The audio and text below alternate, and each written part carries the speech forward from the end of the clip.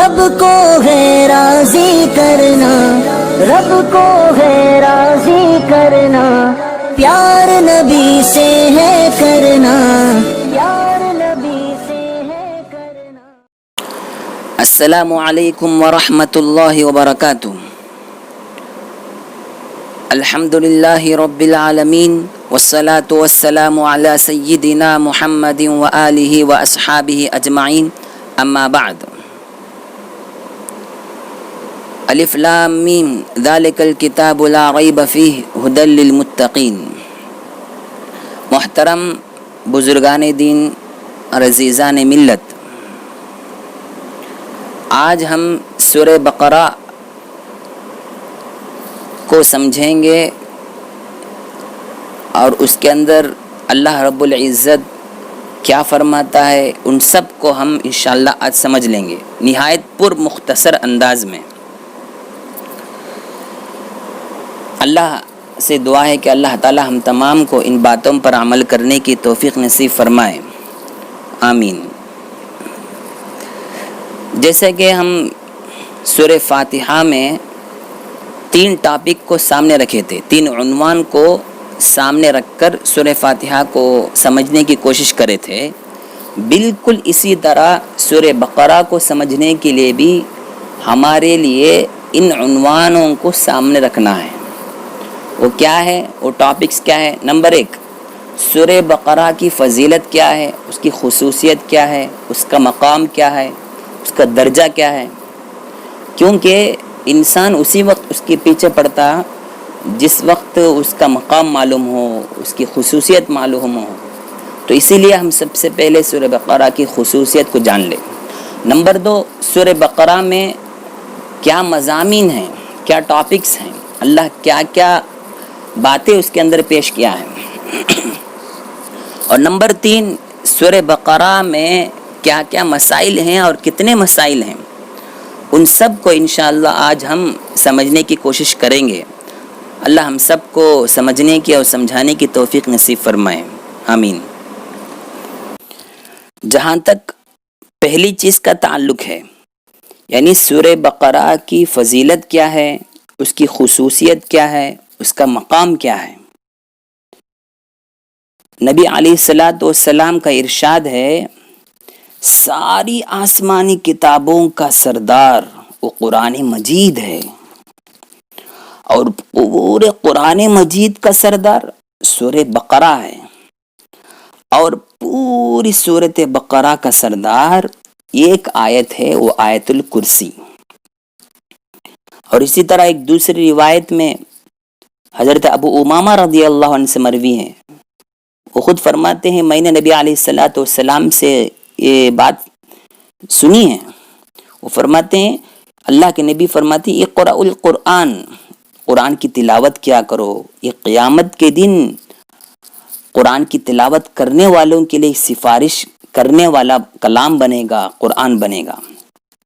اسی حدیث کے آخر میں اللہ کے نبی علیہ السلام نے فرمایا، سورہ بقرہ کی تلاوت کیا کرو، اس لیے کہ اس کی تلاوت میں برکت ہے، فَإِنَّ أَخْذَهَا بَرْكَةٌ، اس کی تلاوت کرنے میں، اس کو ہمیشہ پکڑنے میں، پڑھنے میں برکت ہے، وَتَرْكَهَا حَسْرَةٌ، اور اس کو چھوڑنے میں بڑی پریشانی ہے، دقت کا سامنا کرنا پڑے گا، بڑی مشقت کا سامنا کرنا پڑے گا، بڑی حسرت کا بوجھ اٹھانا پڑے گا۔ اور آگے فرماتے ہیں، وَلَا يَسْتَطِيعُهَا الْبَطَلَ، اور باطل پرست اس سورہ بقرہ کے پڑھنے والے پر قابو نہیں کر سکتا ہے، طاقت نہیں رکھ سکتا ہے۔ باطل پرست کیا ہے؟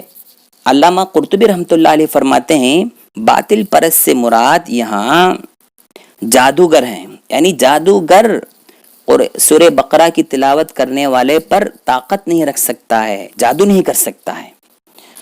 اسی طرح ایک روایت میں ہے، اللہ کے نبی علیہ الصلوۃ والسلام نے فرمایا، تم اپنے گھروں کو قبرستان مت بناؤ، اس لیے کہ شیطان اس گھر سے بھاگ جاتا ہے جس گھر میں سورہ بقرہ کی تلاوت ہوتی ہو۔ تو ہم سب سے پہلے ایک کام کرنا ہے، اپنے گھروں میں اگر آج تک سورہ بقرہ نہ پڑھی جائے تو فوراً پڑھنے کی کوشش کرے۔ گھر میں داخل ہونے سے پہلے گھر میں آنے سے پہلے، سامان اتارنے سے پہلے کسی بھی گھر جائے، کسی کے گھر جائے، اگر اس گھر میں رہنے کی کوشش رہنے کے لیے تیار ہوں تو سب سے پہلے سورہ بقرہ کی تلاوت کی جائے، اس کے بعد اس کے اندر داخل ہو۔ اور اسی طرح ایک روایت میں ہے، حضرت ابن عباس سے مروی ہے رضی اللہ عنہ کہ اے سورت حضرت جبرائیل علیہ السلام لے کر نہیں آئے۔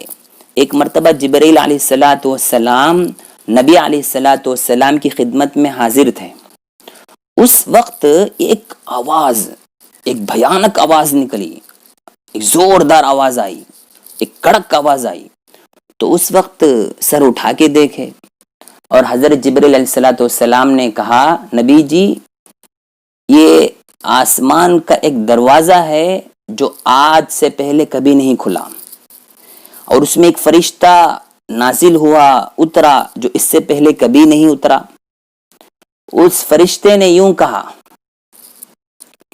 ابشر بنورین، جبرائیل علیہ السلام یا نبی علیہ السلام تم امت کو 2 نور کی خوشخبری دے دو، اوتیتہما لم یؤتہما نبی قبلک، ایسے 2 نور کہ جس سے پہلے کسی نبی کو یہ 2 نور عطا نہیں کیا گیا تھا۔ وہ 2 نور کیا ہے؟ نمبر 1 سورۃ الفاتحہ، اور نمبر 2 سورہ بقرہ کی آخر کے آیات، آمن الرسول سے لے کر ختم تک۔ آگے اسی حدیث کے آخر میں ہے، جو بھی شخص ان آیتوں کو پڑھ کر دعا کرے گا ضرور اس کی دعا قبول ہو جائے گی۔ اور اسی طرح عبداللہ بن مسعود رضی اللہ عنہ نے فرمایا، اس سورت کی 10 آیتیں ایسی ہیں، اگر کوئی بندہ ان آیتوں کو رات میں پڑھ کر آرام کرے تو اس رات جن، شیطان وغیرہ گھر میں نہیں آئیں گے۔ اسی طرح ان کو اور ان کے گھر والوں کے درمیان کوئی آفت، کوئی پریشانی، کوئی بیماری، کوئی غم، رنج کچھ نہیں ہوگا۔ آگے حضرت عبداللہ بن مسعود خود کہتے ہیں، اگر ان 10 آیتوں کو کسی مجنون پر، پاگل پر پڑھی جائے تو اس کو افاقہ ہو جائے گا، وہ صحت مند ہو جائے گا، اس کے جنون ختم ہو جائیں گے۔ وہ 10 آیتیں کیا ہیں؟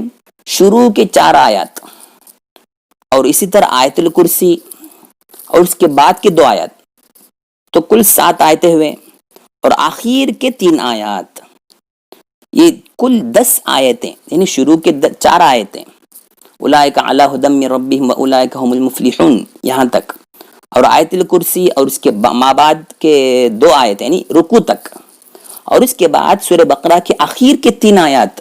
اگر یہ 10 آیتیں پڑھیں گے تو یہ پوری خصوصیت ہمارے اندر آ جائے گی، یعنی جنات، شیطان سب گھر کے اندر نہیں آئیں گے، پریشانی نہیں ہوگی۔ تو اس لیے ہم کوشش کریں۔ تو خلاصہ کلام یہ ہے کہ ہم اس کے اندر یہ معلوم کرنا ہے، یہ حاصل کرنا ہے کہ سب سے پہلے ہم سورہ بقرہ کی تلاوت کی جائے۔ ہاں یہ سب سے بڑی سورت ہے، ہاں ہم مانتے ہیں سب سے بڑی سورت ہے، لیکن اس کے مقام بھی بہت بڑا ہے، اس کی فضیلت بھی بہت بڑی ہے۔ اگر پڑھنے کی ہمارے اندر سکت نہیں ہے، طاقت نہیں ہے، پڑھ نہیں سکتے ہیں، تو اس صورت میں سننے کی کوشش کرے، اور اس میں ایک دوسری آیت ہے، ایک آیت الخاص آیت ہے جو شروع میں ہم نے پڑھی تھی کہ پورے قرآن مجید کا سردار، پورے قرآن مجید سورہ بقرہ کا سردار وہ آیت الکرسی ہے، اس کو پڑھنے کی کوشش کرے، ہر فرض نماز کے بعد پڑھے، اس کے بھی بہت سارے فضائل ہیں۔ اللہ کے نبی ایک حدیث کے اندر ترمذی شریف کی روایت ہے، اللہ کے نبی نے فرمایا، جو شخص ہر فرض نماز کے بعد آیت الکرسی پڑھے، اس کے اور جنت کے درمیان صرف ایک واسطہ ہوگا، وہ کیا ہے؟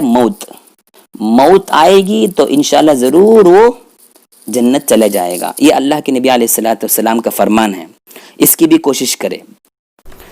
اسی طرح سورہ بقرہ کو سمجھنے کے لیے ایک دوسرا ٹاپک ہے، دوسرا عنوان ہے، وہ ہے سورہ بقرہ میں کیا مضامین ہیں، کیا ٹاپکس ہیں، اللہ کیا کیا باتیں اس کے اندر ارشاد فرمایا ہے۔ تو سب سے پہلے ہے کہ قرآن کریم کی بہت لمبی صورت ہے، تقریباً 2.5 پارہ کے قریب ہے، اور اس کا نام بقرہ ہے، اس میں 40 رکوع ہے، اس میں 40 رکوع ہیں، 21 رکوع تک چند مضامین ہیں، اور بقیہ 19 رکوع میں کچھ اور مضامین ہیں۔ 21 رکوع میں حقوق اللہ سے متعلق باتیں ہیں، یعنی اللہ کے کیا کیا حقوق ہیں، اللہ کے ساتھ کیا کیا معاملہ کرنا ہے، یہ ان باتوں کا اہتمام کیا گیا ہے۔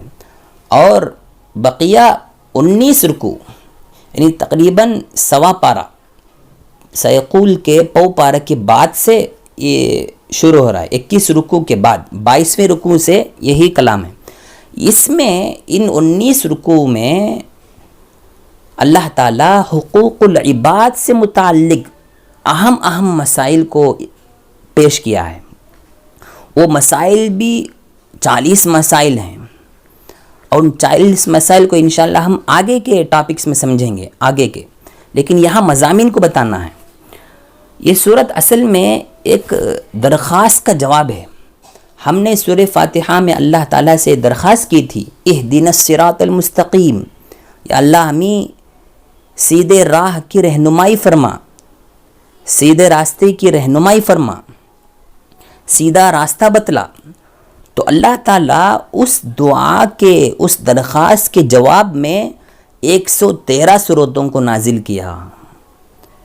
اسی لیے اللہ شروع میں کہہ دیا ھدی للمتقین، اور اس میں ایک اہم بات یہ بھی ہے کہ جو بھی مصنف، جو بھی تصنیف کرنے والا، جو بھی کتاب لکھنے والا جب لکھ کر ختم کرتا ہے تو اس میں یہ بات ضرور لکھے گا کہ اگر اس میں کچھ خامیاں نظر آئے، اس میں کچھ کمی نظر آئے تو ضرور اس کی نشاندہی فرمائیں تاکہ ہم درست کر سکیں۔ اگر یہ کوئی نہ لکھے تو دنیا کے اندر اس کو ایک اس کتاب کا مقام گھٹ جائے گا۔ لکھنا بہت بڑی بات سمجھی جاتی ہے، لیکن اللہ تعالیٰ کا کلام کا مسئلہ کچھ اور ہی ہے۔ اللہ تعالیٰ جب سب سے پہلے جب قرآن مجید شروع کر رہا ہے، اس کی تفصیلی گفتگو کرنا شروع کرتا ہے، تو سب سے پہلے یہ لفظ بولا ذالک الکتاب، یہ وہ کتاب ہے جس میں کوئی شک ہی نہیں ہے، یہ وہ کتاب ہے جس کو تم نے درخواست کے طور پر میرے سامنے پیش کی تھی۔ گویا کہ اللہ تعالیٰ صراط مستقیم کو جو تم ڈھونڈ رہے ہو، اس صراط مستقیم وہ کتاب وہ یہی ہے جو متقیوں کے لیے ہدایت، سراپا ہدایت ہے۔ لیکن اس کے اندر جو مضامین جو تفصیلی طور پر موجود ہے، اس کو ہم سمجھنے کے لیے خاص طور پر 5 مضامین کو ہم سمجھنا ہے، کیونکہ اللہ تعالیٰ ان 5 مضامین کو تفصیل کے ساتھ بیان کیا ہے، بہت اچھے انداز میں، نرالے انداز میں بیان کیا ہے۔ ہاں اس کے علاوہ بھی موجود ہیں، کئی مضامین موجود ہیں، مثال کے طور پر مؤمنین کا تذکرہ ہے، منافقین کا تذکرہ ہے، ان کے صفاحت کا بھی تذکرہ ہے، اور اسی طرح مشرکین مکہ کا بھی تذکرہ ہے، اور کافر لوگ ان کا بھی تذکرہ ہے، ان کا عاقبت کا تذکرہ ہے، اور ان کی مثالوں کے ساتھ بیان کیا ہے، اور اسی طرح مچھر مکھی جیسی مثالوں پر جو اشکال کیے تھے مشرکین مکہ، اس کا بھی جواب موجود ہے۔ ان تمام مسائل کا، ان تمام مضامین کا بھی بیان ہے، لیکن یہ 5 مضامین ایسے ہیں جو بہت اہم ہیں، جو سورہ بقرہ کے اندر موجود ہیں۔ نمبر 1، اللہ تعالیٰ حضرت آدم علیہ السلام کی پیدائش کا تذکرہ کیا، رکوع نمبر 4 سے لے کر رکوع نمبر 4 اور آیت نمبر 30 سے لے کر آیت نمبر 30 پر 9 تک، 39 تک اللہ تعالیٰ یہ آدم علیہ السلام کی پیدائش کا تذکرہ کیا۔ یہ کیوں تذکرہ کیا؟ اس کی وجہ ہے کہ انسان کو معلوم ہو، انسان کو اچھی طرح معلوم ہو کہ پیدائش کا مقصد کیا ہے، پیدائش کیوں کیا گیا ہے، آدم علیہ السلام کی پیدائش کا مقصد کیا ہے۔ اگر ہم اپنے ماں باپ کے مقصد کو جان لیں گے تو ہمارا مقصد بھی معلوم ہو جائے گا۔ یہ ایک، اور دوسرا عنوان ہے اس میں بنی اسرائیل کا ایک خاص واقعہ جو اس صورت کا ایک بنیادی عنوان مانا جاتا ہے، جو 67 آیت نمبر 67 سے لے کر 67 سے لے کر 73 تک 73 تک یہی عنوان چل رہا ہے۔ وہ اصل واقعہ یہ ہے کہ ایک بنی اسرائیل کا ایک شخص قتل ہو گیا تھا، مقتول تھا، تو اس کا قاتل معلوم کرنے کے لیے حضرت موسیٰ علیہ السلام سے بنی اسرائیل طلب کیے تھے، تو اس کے جواب میں اللہ تعالیٰ قرآن آیت نازل کیا۔ اس میں اصل مقصد یہ تھا کہ مشرکین مکہ اس وقت اللہ تعالیٰ کے دوبارہ اٹھانے پر ان کو اعتراض تھا، یعنی دوبارہ زندہ کرنا ان کو ناقابل برداشت یقین تھا۔ تو اس صورت میں اللہ تعالیٰ ایسے آیت نازل کر کے، ایسے واقعہ رونما کر کے ان کو سبق سکھایا کہ جیسا ایک مقتول شخص اس واقعے میں زندہ ہو کر قاتل کا پتہ دکھاتا ہے، بتلاتا ہے، تو اسی طرح اللہ تعالیٰ قیامت کے دن مردوں کو زندہ کر کے دکھائے گا، بتلائے گا۔ اللہ تعالیٰ اس پر بھی قادر ہے، یہی مقصد تھا۔ یہ ہے بنی اسرائیل کا ایک خاص واقعہ، یہ واقعہ نہیں ہے بلکہ اسی طرح کئی واقعات موسیٰ علیہ السلام کے سامنے پیش آئے تھے۔ جیسے موسیٰ علیہ السلام سے زیادہ سوالیں کرتے تھے بنی اسرائیل، یہ بھی غلط بات تھی، زیادہ سوالیں نہیں کرنا، اور امت مسلمہ کو پیغام دیا، یا ایھا الذین آمنوا لا تسألوا عن اشیاء ان تبد لکم تسؤکم، زیادہ سوالیں مت کرو، اگر ظاہر ہو جائے تو تمہیں مشقت ہوگی، ضرور تمہیں پریشانی ہوگی، تمہیں ناپسند ہوگی وہ چیزیں۔ تو ایسے جو ہے امت مسلمہ کو ان کی بری عادتوں سے بچنے کے لیے رہنمائی کیا ہے۔ اور اسی طرح اللہ تعالیٰ کا مقصد یہ بھی ہے بنی اسرائیل کے واقعات کو نقل کر کے کہ ان کے اندر ایک بہت بڑی خراب عادت یہ تھی، بری عادت یہ تھی کہ وہ اکثر اللہ کی نعمتوں کو ٹکراتے تھے، اللہ کی نعمتوں کو ناشکری کرتے تھے۔ تو ایسے بھی نہیں کرنا چاہیے، اللہ کی ہر نعمت کی قدر کرنی چاہیے، ہر نعمت کو سر و آنکھ سے ماننا چاہیے اور اس کا شکر ادا کرنا چاہیے۔ اس کی بھی اللہ تعالیٰ یہاں رہنمائی کیا ہے۔ یہ ہوا دوسرا عنوان، دوسرا مضمون۔ اسی طرح تیسرا عنوان ہے اس میں بہت بڑی اہمیت کے ساتھ، وہ حضرت ابراہیم علیہ السلام جو بانی کعبہ ہیں، کعبۃ اللہ کو بنانے والے ہیں، معمر ہیں، ان کا تذکرہ ہے، خاص طور پر ان کا تذکرہ ہے۔ اور اس میں حضرت اسماعیل علیہ السلام جو دونوں مل کر جو تعمیر کیے تھے، اس کے بھی بڑی اہمیت کے ساتھ خاص طور پر ذکر ہے۔ اور اس میں اہم جو ہمارے لیے جو بہت بڑی اہمیت کے قابل جو عنوان ہے وہ یہ ہے کہ ان کی دعاؤں کا ذکر اس کے اندر موجود ہے۔ تقریباً 6-7 آیتیں، 6-7 یا 10 آیتیں تک ان کی دعاؤں کا ذکر ہے۔ چنانچہ 124 سے لے کر 135 تک یہ سب واقعہ اللہ تعالیٰ وہاں ذکر کیا ہے۔ اسی طرح یہ حضرت ابراہیم علیہ السلام جو بانی کعبہ ہیں ان کا تذکرہ ہوا۔ اسی طرح کعبۃ اللہ کا تذکرہ اور اس کے قبلہ ہونے کا تذکرہ بھی وہاں موجود ہے۔ 142 سے لے کر 150 تک اللہ تعالیٰ کعبۃ اللہ کا تذکرہ کیا اور اسی طرح اس کے قبلہ ہونے کا تذکرہ کیا ہے۔ تقریباً 16 ماہ نبی علیہ السلام مدینہ جانے کے بعد بیت المقدس کی طرف، مسجد اقصیٰ کی طرف رخ کر کے نماز پڑھ رہے تھے، اور اس کے بعد اللہ تعالیٰ کا حکم آیا۔ اللہ خود کہتا ہے قد نرى تقلب وجهك في السماء، اللہ کے نبی کی خواہش بھی تھی، اور اس خواہش کو پورا کر کے اللہ تعالیٰ وہ سیقول کی شروع سے اللہ تعالیٰ وہ واقعہ نقل کیا ہے۔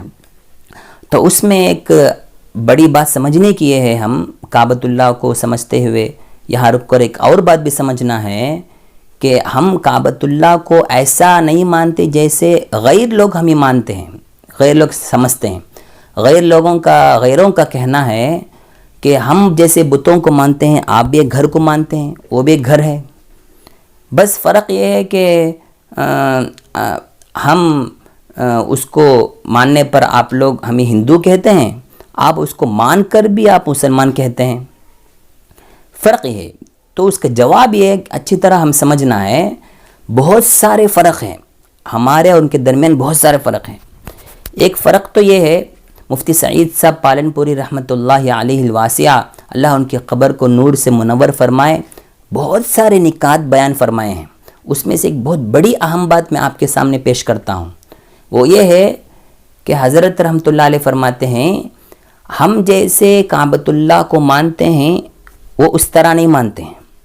وہ لوگ اس وقت تک بت کے سامنے سجدہ نہیں کرتے جب تک کہ وہ بت سامنے نہ ہو. اگر سامنے نہیں ہے تو کبھی نہیں جھکیں گے, جھکنے کے لیے تیار نہیں ہوں گے. لیکن ہم ایسے نہیں ہیں, ہم صرف کعبۃ اللہ کی طرف رخ کر رہے ہیں. کعبۃ اللہ ہو یا نہ ہو, کعبۃ اللہ وہاں موجود ہو یا نہ ہو, ہمارے لیے وہ ایک اللہ کی طرف سے ایک حکم ہے, بس وہی ہے. اب یہاں رک کر اور بھی بات سمجھنا ہے کہ ایسے کرنے کی وجہ کیا ہے. اللہ ہر جگہ موجود ہے. اَيْنَمَا كُنْتُمْ فَثَمَّ وَجْهُ اللَّهِ, جہاں بھی تم ہو وہاں اللہ موجود ہے, جیسے انہی آیتوں میں موجود ہے سورہ بقرہ میں. تو اس کا مطلب کیا ہے؟ اس کی وجہ حضرت حکیم الامت اشرف علی تھانوی رحمۃ اللہ علیہ بہت تفصیل سے بتائی تھی, بہت اچھے انداز میں بتائے تھے. ہم کعبۃ اللہ کی طرف رخ کرنے کی وجہ, حکمتیں تو اور بھی ہیں, حکمت اللہ ہی کو معلوم ہے, ہم حکمت کے پابند نہیں ہیں. لیکن پھر بھی حکیم الامت رحمۃ اللہ علیہ ہمارے سامنے کچھ حکمتیں بتائے تھے جو بہت بڑی اہمیت کے قابل ہیں. وہ یہ ہے کہ ہم دو وجہ سے کعبۃ اللہ کی طرف رخ کر رہے ہیں. ایک ہے اتفاق ہیئت, نمبر 2 اتفاق ہیبت, اتفاق قلب. اتفاق ہیئت کا معنی ہے کہ ہمارا رخ سب ایک ہو جائے گا. اب کوئی بندہ مثال کے طور پر یوں کہے کہ اللہ یہاں بھی موجود ہے, ادھر طرف پلٹ کے نماز پڑھتا ہے, اور ایک بندہ کہتا نہیں اللہ یہاں بھی موجود ہے بول کے ادھر طرف پلٹ کے کھڑے گا. اب اگر کوئی بندہ مسجد اندر آ کے دیکھے تو ایک نظام نہیں رہے گا, ایک ادھر ایک ادھر تتر بتر رہے گا, کوئی ایک نظم نہیں رہے گا. تو اس نظم کو ثابت کرنے کے لیے, قائم کرنے کے لیے اللہ تعالیٰ یہ رخ کو اختیار کرنے کی ہمیں رہنمائی کی ہے, ہدایت دی ہے. نمبر 2 اتفاق قلب, ہمارا دل بھی ایک ہو جائے گا. جب سکون کے ساتھ ایک دم صف میں کھڑے ہو کر نماز پڑھیں گے تو اس کے اندر ایک سکون ہوگا, ایک اطمینان ہوگا, دل کے اندر ایک اطمینان کی کیفیت پیدا ہوتی ہے. اور نبی علیہ الصلوۃ والسلام نے بھی ارشاد فرمایا تھا کہ تم صفوں کو درست کر کے نماز پڑھو, صفوں کو درست کر کے رکھو, کیونکہ صف اگر برابر نہ ہو تو اختلاف پیدا ہوگا, آپس میں جھگڑے پیدا ہوں گے, لڑائی ہوں گے. تو اس اعتبار سے بھی ہمارے لیے ایک ہدایت ہے کہ ہم یہ کعبۃ اللہ کو ماننے کی وجہ یہ ہے کہ ہم بت پرست نہیں ہیں. ہم جیسے غیر لوگ مانتے ہیں ویسے نہیں ہیں. ہم تو بس اس کی طرف رخ کر رہے ہیں. ہمارا خدا تو صرف ایک اللہ ہے, وہ ہر جگہ موجود ہے. تو بہرحال یہ 3 باتیں ہوئے, 3 مضامین ہوئے. اب چوتھا مضمون ہے اس کے اندر جہاد فی سبیل اللہ, یعنی راہ خدا میں جہاد کرنا. اس کے بھی اللہ تعالیٰ جہاں بجا اللہ تعالیٰ ذکر فرمایا ہے, صرف ایک جگہ نہیں, جہاں بجا کئی جگہ اللہ تعالیٰ ان کو ذکر کیا ہے. اور اس کے تحت کئی واقعات بھی نقل کیا ہے. حضرت داؤد علیہ السلام کا جو جالوت سے جنگ ہوئی تھی اس کا بھی ذکر فرمایا. اسی طرح نمرود کا جو مکالمہ ہے ابراہیم علیہ السلام سے, اس کا بھی ذکر فرمایا. اور آگے ابراہیم علیہ السلام کا جو سوال تھا اللہ تعالیٰ سے کہ کیسے دوبارہ زندہ کرے گا, یہ بھی ایک واقعہ ذکر کیا. اسی طرح حزقیل علیہ السلام کے زندگی کی ایک حالت بھی وہاں ذکر کیا. ایسا مختلف انداز میں راہ خدا میں جہاد یہ عنوان تھا, اور اس کے تحت کئی عنوانات اللہ تعالیٰ یہاں بیان فرمایا, کئی واقعات بیان فرمایا. اور اصل بات یہ ہے اس میں جو سمجھنے کی ہے وہ 2 باتیں ہیں. جہاد فی سبیل اللہ یہاں سمجھنا ہے جو بہت اہم بات ہے. جہاد کا معنی ایک ہے لغوی اعتبار سے, لغت ڈکشنری کیا کہتا ہے, ایک معنی, اور دوسرا شرعی اعتبار سے. لغوی اعتبار سے جو جہاد ہے وہ ہر چیز پہ استعمال کر سکتے ہیں. والذین جاہدوا, اللہ بھی استعمال کیا ہے, جو محنت کرتا ہے. جہاد معنی محنت کرنا, جاہد یجاہد مجاہدتاً, اور جہادن محنت کرنا, اس کے لیے بھی استعمال ہوا ہے. اور جہاد بالنفس کہتے ہیں, اپنے نفس کے ساتھ جہاد کرنا, جنگ کرنا, لڑنا, جو نفس کہتا ہے اس کے خلاف کام کرنا، یہ سب ہے، یہ ڈکشنری کے اعتبار سے، لغت کے اعتبار سے ہے، اور ایک شرعی اعتبار سے یعنی میدان جنگ میں جنگ کرنا، قتال جس کو قتال کہتے ہیں، وہی لفظ اس سورہ بقرہ میں اکثر استعمال ہوا ہے۔ وَقَاتِلُوا فِي سَبِيلِ اللَّهِ الَّذِينَ يُقَاتِلُونَكُمْ وَلَا تَعْتَدُوا وَاقْتُلُوهُمْ حَيْثُ ثَقِفْتُمُوهُمْ، ایسا کئی آیات قتال، لفظ قتال سے استعمال ہو رہا ہے، تو معلوم یہ پتہ چلتا ہے تو کہ یہاں جہاد سے شرعی جہاد مراد ہے، اور جہاں بھی قرآن میں جہاد کا لفظ استعمال ہوا ہے، جنگ بدر ہے، جنگ احد میں ہے، جتنے آیات ہیں سب شرعی طور پر استعمال ہوا ہے، یعنی جنگ شرعی، جہاد شرعی، اس کا اعتبار کرنا ہے۔ اب دوسری بات، فی سبیل اللہ، راہ خدا۔ راہ خدا کا معنی کیا ہے؟ ہم اکثر یہ سمجھتے ہیں راہ خدا کا معنی کوئی بندہ اللہ کے لیے، اللہ کے راستے میں نکل جائے 40 دن کے لیے، 4 مہینہ کے لیے، 3 دن کے لیے، یہ بھی راہ خدا ہے، اس سے کوئی منع نہیں کرتا ہے، لیکن راہ خدا کا اصلی معنی یہ ہے جہاں اللہ خوش ہو، ایسے راستہ جہاں اللہ خوش ہوتا ہے، ایسا فعل جس سے اللہ خوش ہوتا ہے، ایسا عمل جس سے اللہ کی خوشنودی حاصل ہوتی ہے، اللہ اس سے راضی ہوتا ہے، ان تمام کاموں کو راہ خدا کہتے ہیں۔ جیسے زکوٰۃ ادا کرنا، اسے بھی اللہ تعالیٰ فی سبیل اللہ کہا ہے۔ اللہ کے نبی علیہ السلام نے فرمایا جو شخص طلب علم کے خاطر، علم کو طلب کرنے کی خاطر گھر سے نکل گیا ہو تو وہ واپس لوٹے تک راہ خدا ہی میں رہتا ہے، ایسے تمام کاموں کو راہ خدا کہتے ہیں۔ یہ چوتھا مضمون ہے، اور پانچواں مضمون ہے اس کے اندر جو بکھیر کے اللہ تعالیٰ استعمال کر رہا ہے وہ ہے انفاق فی سبیل اللہ، خرچ کرنا، صحیح معنی میں خرچ کرنا، راہ خدا میں خرچ کرنا۔ اس کو بھی اللہ تعالیٰ تفصیل سے مثال دے دے کر استعمال کیا ہے کہ جو شخص خرچ کرتا ہے اس کی مثال ایسی ہے ویسی، اللہ تعالیٰ تفصیل کے ساتھ ذکر فرمایا ہے 3 پارے میں، اور اس میں شرائط بھی اللہ تعالیٰ ذکر فرمایا۔ شرائط کیا ذکر کیا اللہ تعالیٰ نے کہ خرچ کرتے وقت 2 چیزوں کو زیادہ خیال کرنا ہے، 2 چیزوں کا اہتمام کرنا ہے۔ نمبر 1، خرچ کر کے، احسان کر کے، کسی پر احسان کر کے احسان جتلانا نہیں چاہیے، اس کو اللہ تعالیٰ من سے استعمال کیا۔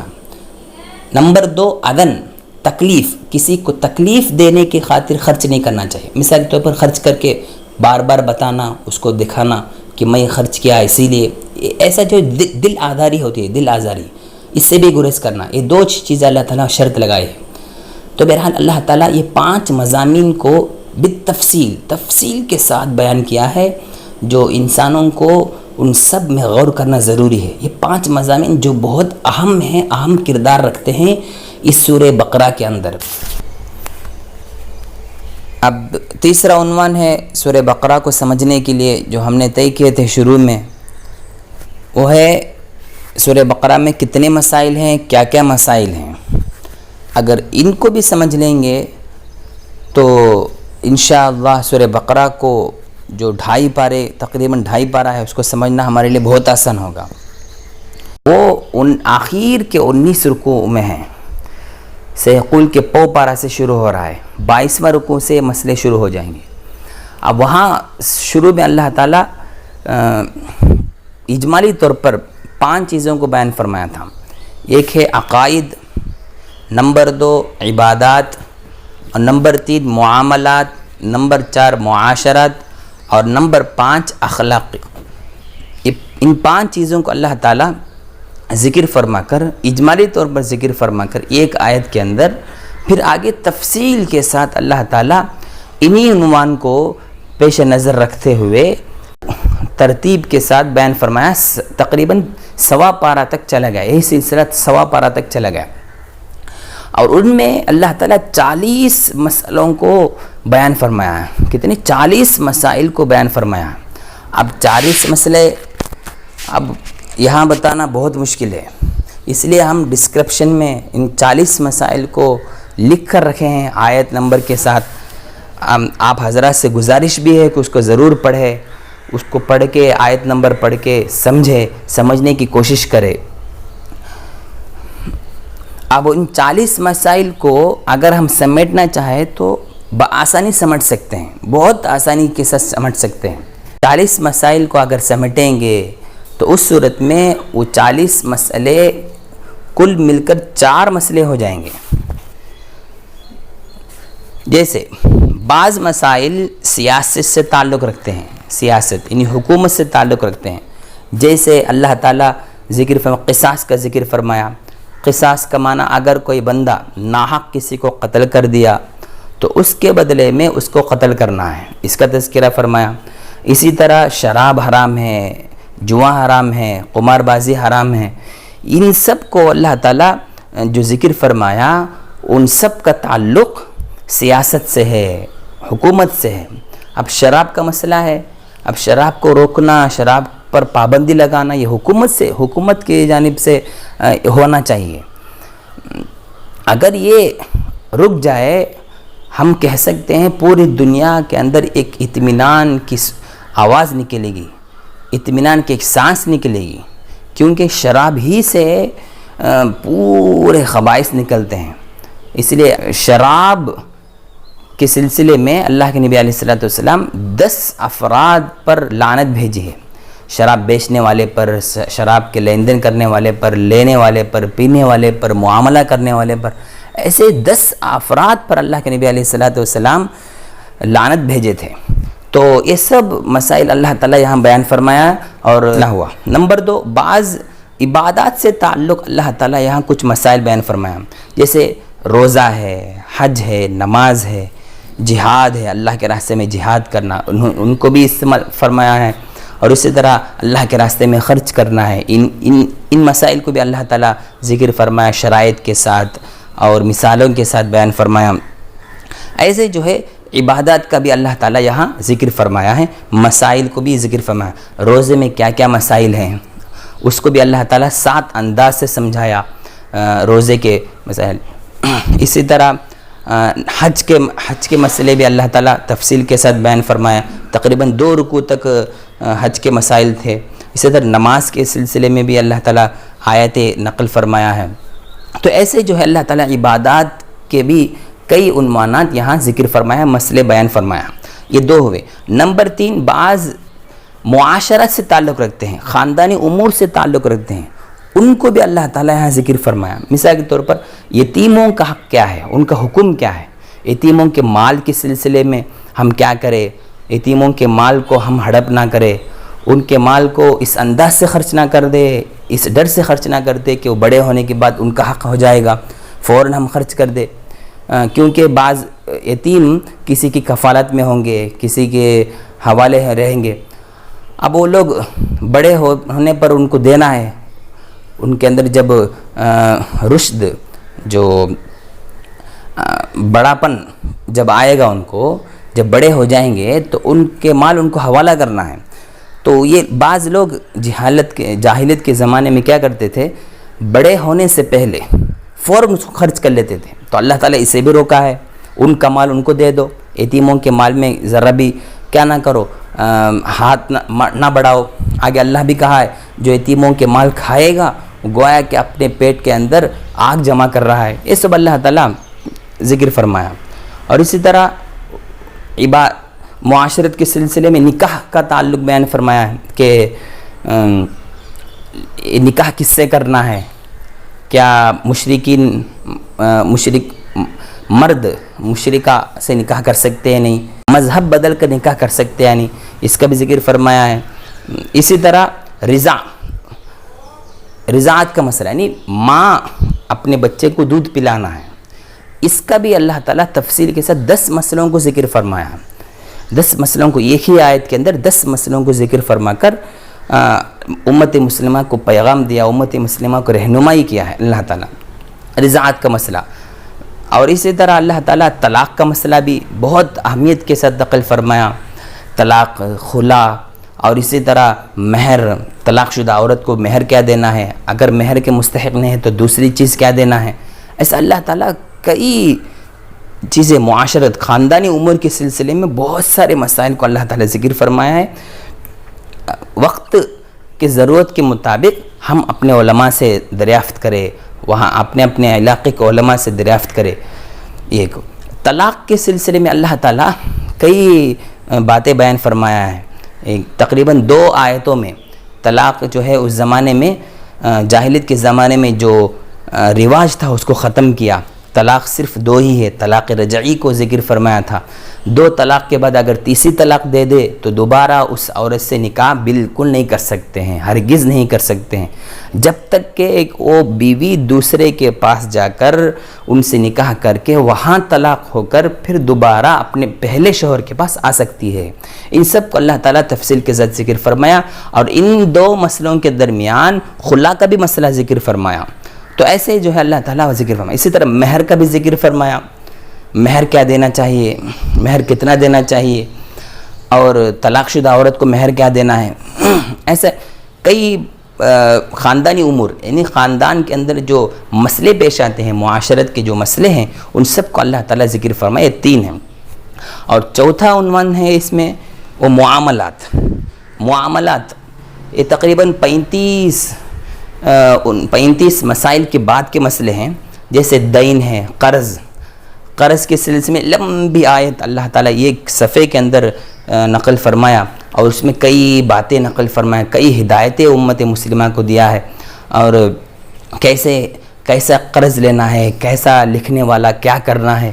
اب جب ہم کوئی کسی سے لین دین کرتے ہیں تو اللہ کہتا ہے فَاكْتُبُوهُ، اس کو سب سے پہلے لکھو.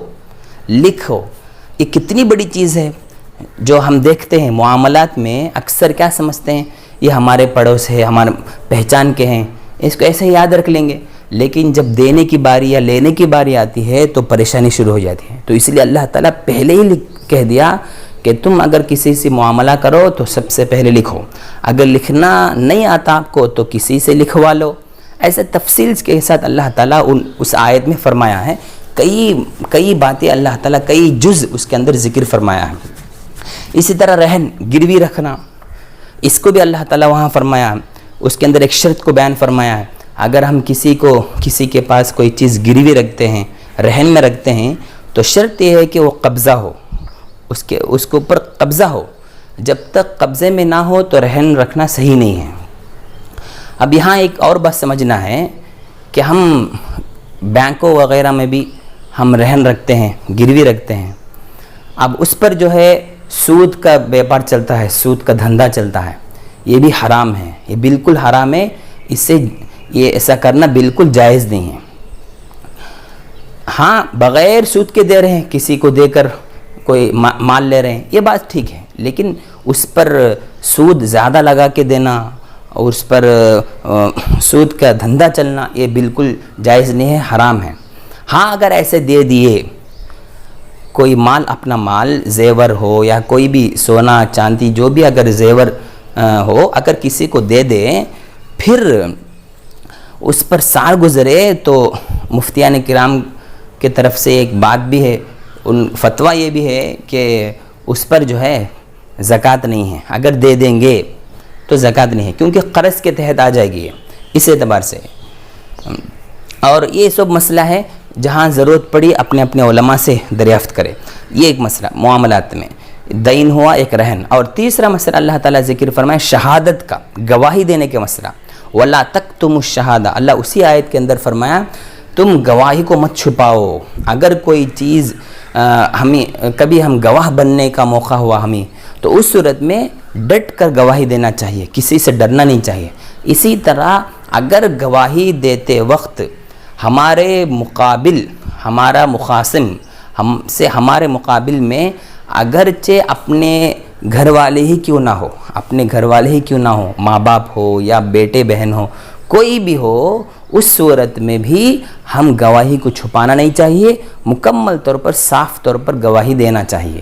یہ ہماری ذمہ داری ہے، اس کو سمجھنا ہے. بہرحال ان تمام کا مقصد، جتنے مسائل اللہ تعالیٰ ذکر فرمائے، ان تمام کا مقصد صرف ایک ہے، وہ یہ ہے کہ ہماری توجہ اللہ کی طرف ہو جائے، ہمارا رخ اللہ کی طرف ہو جائے. یہی مقصد ہے، دوسرا اور مقصد ہی نہیں ہے.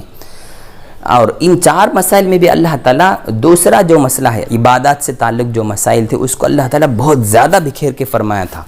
جو راہ خدا میں جنگ کرنا ہے، راہ خدا میں خرچ کرنا ہے، اس کو اللہ تعالیٰ بہت زیادہ تفصیل کے ساتھ ذکر فرمایا اور جہاں بجا ذکر فرمایا کہ صرف ایک جگہ نہیں ہے، کئی جگہ اللہ تعالیٰ ذکر فرمایا.